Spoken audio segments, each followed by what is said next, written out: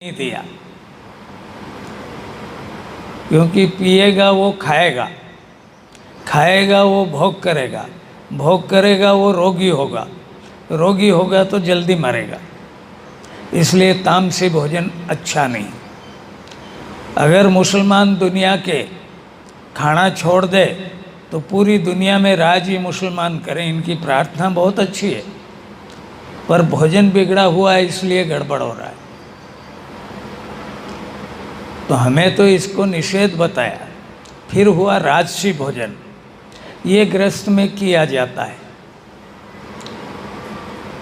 तो राजसी भोजन का समय था और राम को वनवास हो गया। सीता ने कहा कि मैं साथ चलूँगी। अभी होटल में जाने को तो साथ हो जा, पिक्चर में जाने के लिए साथ में हो जा, और भजन करने के लिए साथ में नहीं बैठे, ये अच्छी बात नहीं। दोनों को साथ बैठ के भजन करना चाहिए, तब पक्का जोड़ा है, नहीं तो बेजोड़ है। जोड़ा तो जोड़ा ही होता है। जैसे साधु बनने के बाद आत्मा और परमात्मा का जोड़ा, ये जोड़ा है, सबके जोड़े हैं बने हुए। आहार से व्यवहार जुड़ा हुआ है, व्यवहार से कर्तव्य जुड़े हुए हैं, मर्यादाएं जुड़ी हुई। तो सीता जी ने बोला मैं साथ चलूँ। तो शुरुआत से ही कंद मूल और फल, ये सात्विक से भी श्रेष्ठ है फलों का उपयोग। फल 3 तरह के हैं। कंद जो जमीन में पैदा होते हैं, शक्करकंद है, गाजर है, अरबी है, ये जो अंदर जो पैदा होते हैं वो कंद, जिनका मूल काम में आता है, डंठल काम में आता है, उनको मूल बोला। और फल हैं ही, पेड़ों पे लगते हैं। उस जमाने में जंगल बहुत थे, लक्ष्मण जी लेके आ जाते थे और आराम से धो के तीनों बड़े प्रेम से खाते। अपन यूँ सोचें कि सत्संग जो है ज़्यादा लोग होने चाहिए, ऐसा भी नहीं है। वो तो 3 प्राणी थे, 2 भाई और 1 भौजाई। भगवान राम हमेशा सत्संग करते थे शाम के समय। पुराणों की, उपनिषदों की, वेदों की, उस समय पुराण नहीं थे, पुराण बाद में बने। दर्शन शास्त्र थे, ऋषियों ने जो बोला, जो ऋषियों ने लिखा वो बातें बताते थे। तो सत्संग जो है घर में भी हो सकती है। ऐसे भजन तो घर में भी बैठ के कर सकते हैं, करने भी चाहिए। शाम की समय दिया बत्ती की टाइम 2 भजन बच्चों के साथ बैठ के कर लें तो उनका मन जो है थोड़ा एकाग्र हो जाता है। एकाग्र होने के बाद फिर गायत्री मंत्र 11 बार 21 बार बोलें तो बच्चों को याद भी हो जा और अभ्यास भी करने लगे। तो घरों में भी ऐसा किया जा सकता है। जंगल में जाने की आवश्यकता ही नहीं। अब तो जंगलों में कुछ है भी नहीं, जानवरों का भी रहने का ठिकाना गड़बड़ हो गया। उनके लिए आरक्षित जंगल है, उनमें भी शिकार कर लेते हैं जाके। इतना दुष्ट हो गया आदमी। ये कौन कर रहे हैं? तामसिक भोजन वाले। तो कंद मूल फल से लोग यूँ कहे कि वो आहार करने से, गंदा आहार करने से ताकत होती है तो गलत है। जितने मांसाहारी हैं उनमें ताकत नहीं होती है, जितने जानवर हैं उनमें भी नहीं है। हाथी मेर गेंडे में ज़्यादा ताकत है शेर से, घोड़े में ज़्यादा ताकत है इसलिए आपके यहाँ हॉर्स पावर लगा है। नहीं तो गेंडे में ज़्यादा ताकत थी तो गेंडा पावर नहीं लगा, क्योंकि घोड़ा किसी से डरता नहीं। तो पुरुषोत्तम शब्द लगा राम के, वो किसी से नहीं डरे। क्योंकि अनाचार और अन्याय से ही आदमी को डर लगता है, वो चाहे मन में हो, वचनों में हो और कर्म में हो। तो फिर वो उसके वो जो असर पड़ रहे हैं वो आहार से पड़ रहे हैं। तो तामसी वाला हमेशा क्रूर प्रवृत्ति का होगा, वो समाज का और मानवता के विरोध में ही चलेगा। जितने मांसाहारी हैं, चाहे जीव हैं, जानवर हैं, चाहे मनुष्य हैं। भगवान राम ने तो कंदमूल फल खाए 14 वर्ष, और रावण जैसा जो सब आहार करता था, वो सात्विक नहीं करता था, तामसी और राजसी। शास्त्रों का जानकार, शास्त्रों का जानकार, फिर भी राम से हारे। कारण राम रहे साधु की तरह, आहार, व्यवहार, आचरण सब ऋषियों की तरह रखा। साधु भी शब्द बाद का है, पहले अपने यहाँ ऋषि थे। ऋषि वो होते थे जो मंत्रों के ऊपर शोध करते रहते थे कि गायत्री मंत्र क्या है। तो उसके लिए जैसे लिखा कि स्तुताम मया वरदा वेद माता प्रचोदयन्ताम पावमानि द्विजानाम आयु प्राणम प्रजाम पशु कीर्ति द्रविणम ब्रह्मवर्चसम मह्यम दत्वा व्रजत ब्रह्मलोकम। तो मंत्र को सिद्ध करने वाले, जैसे इस मंत्र के ऋषि हैं विश्वामित्र, उन्होंने ये सातों ही चीज़ें उन्होंने अपने जीवन में देखी, देख के फिर ये कहा कि नहीं, वेद में जो मंत्र लिखा हुआ है वो सत्य है, तब उनको जो है ऋषि बनाया गया। तो जितने भी अपने यहाँ ऋषि हुए, सप्त ऋषियों के बाद भी, तो भगवान तो राम भी एक तरह से ऋषि थे, क्योंकि सब मंत्रों के ज्ञाता थे। गायत्री मंत्र के तो विशेष, क्योंकि वशिष्ठ के पास उन्होंने पढ़ाई की। ब्रह्मचर्य काल में 25 वर्ष तक पहले ब्रह्मचर्य काल था,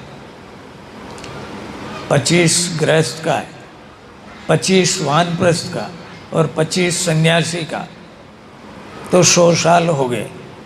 तो आदमी की उम्र वास्तव में 100 वर्ष है। जल्दी जा रहा है तो उसके आहार और व्यवहार में गड़बड़ है। आहार गड़बड़ हुआ नहीं कि व्यवहार में गड़बड़ हो जाता है, तो लाइन से गाड़ी उतर जाती है नीचे, तो धंस जाती है। तो फल खाने वाले ने, कंदमूल फल खाने वाले ने, जितने राक्षस थे उनके लिए ऋषि मुख पर्वत पे तो उनने प्रतिज्ञा कर ली,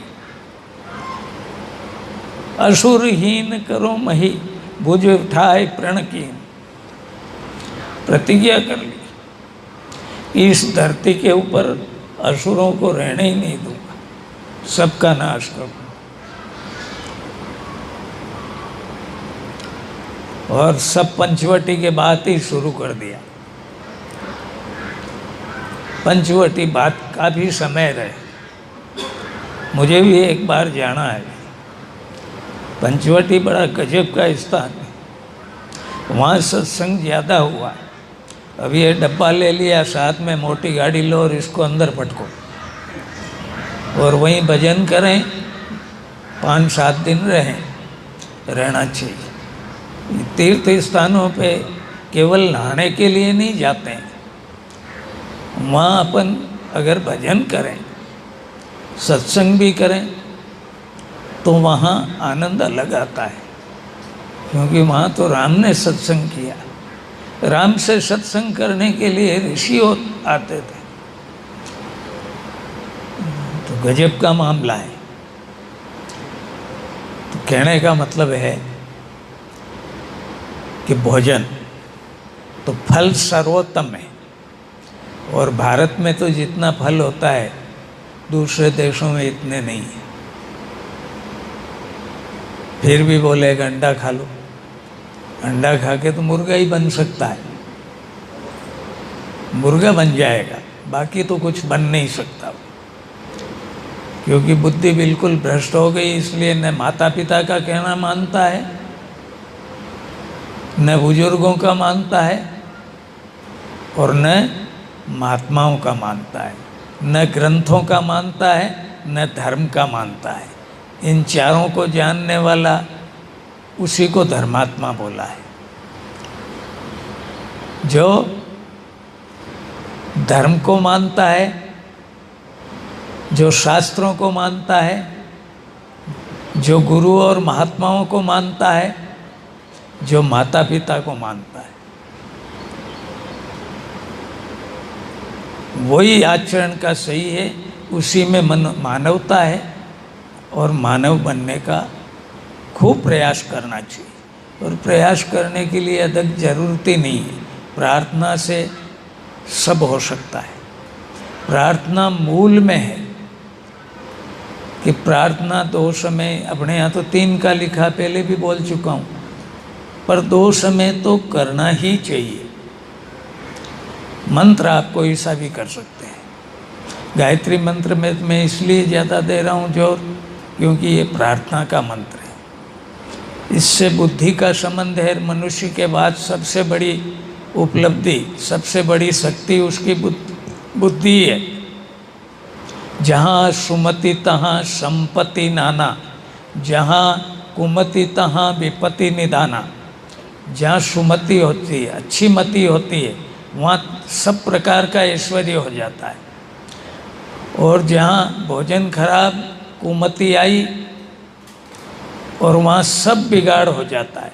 और वो रात दिन एक ही करता रहता है, बात जी मैं दुखी हूँ, परेशान हूँ। अरे भाई परेशान है तो प्रार्थना क्यों नहीं कर रहा है?